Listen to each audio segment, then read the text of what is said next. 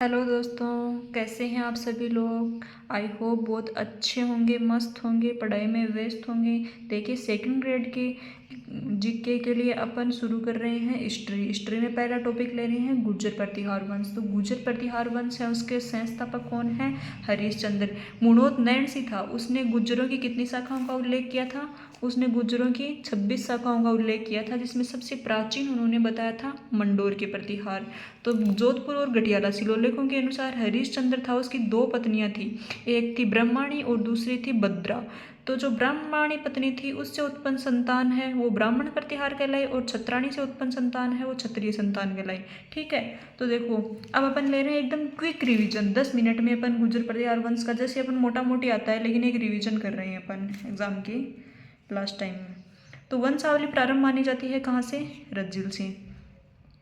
और संस्थापक कौन था? हरिश्चंद्र। और हरिश्चंद्र की उपाधि क्या है? रोहिलादी। व्याकरण, तर्कशास्त्र, ज्योतिष, कला तथा काव्य रचना में कुशल एवं एक से अधिक भाषाओं के प्रतिष्ठित कवि कौन था? कक, जिसको व्याकरण का भी ज्ञान था, तर्कशास्त्र, ज्योतिष, कला, काव्य रचना, भाषाओं का ज्ञान था।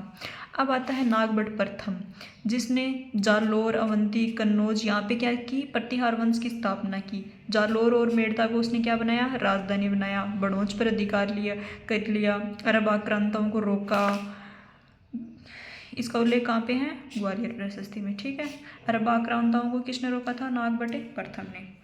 इसका उपाधि क्या क्या है? राम का प्रतिहार, मेघनाथ की युद्ध का अवरोधक, इंद्र के ग्रह का नाशक, नारायण की मूर्ति का प्रतीक इत्यादि। फिर आते हैं वत्सराज। त्रिकोणीय संघर्ष शुरू हुआ था इनके काल में। धर्मराज में इंद्रायुध को पराजित करके कन्नौज पर अधिकार कर लिया था।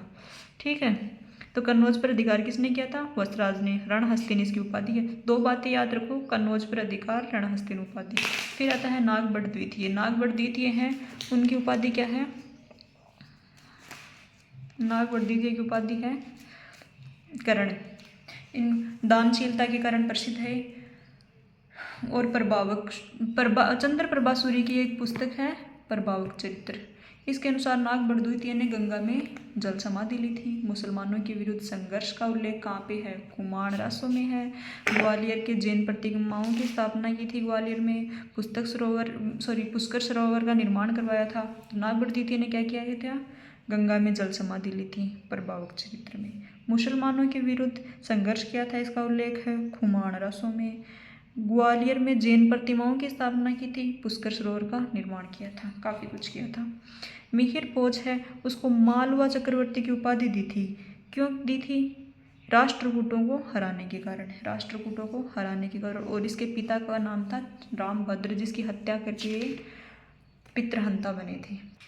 देखिए मिहिर भोज है, उसके बारे में एक बात और याद रखना कि जो कहला अभिलेख है उसके अनुसार कलचुरी वंश के संस्थापक गुणाम बोधिदेव को भोजदेव ने भूमि प्रदान की थी। यहाँ भोजदेव मिहिर भोज को कहा गया है। ठीक है, फिर आता है महेंद्रपाल प्रथम राजकवि।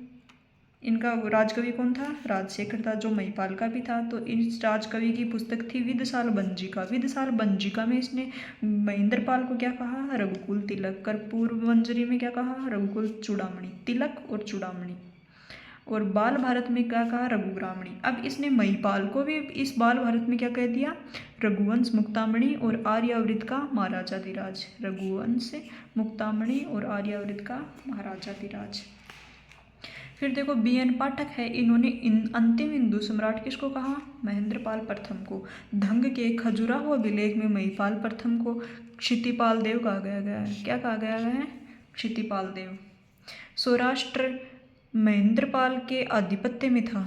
जो सौराष्ट्र है वो महेंद्रपाल के आधिपत्य में था। इसका उल्लेख कहाँ है? उन्ना के काठियावाड़ अभिलेख में। सौराष्ट्र काठियावाड़ की तरफ है, तो वहाँ पे लिखा हुआ है। रामगया, राजशाही, गुनेरिया, इंटरखोरी, इन अभिलेखों में क्या कहा गया है? उत्तरी बंगाल पर आधिपत्य की पुष्टि होती है।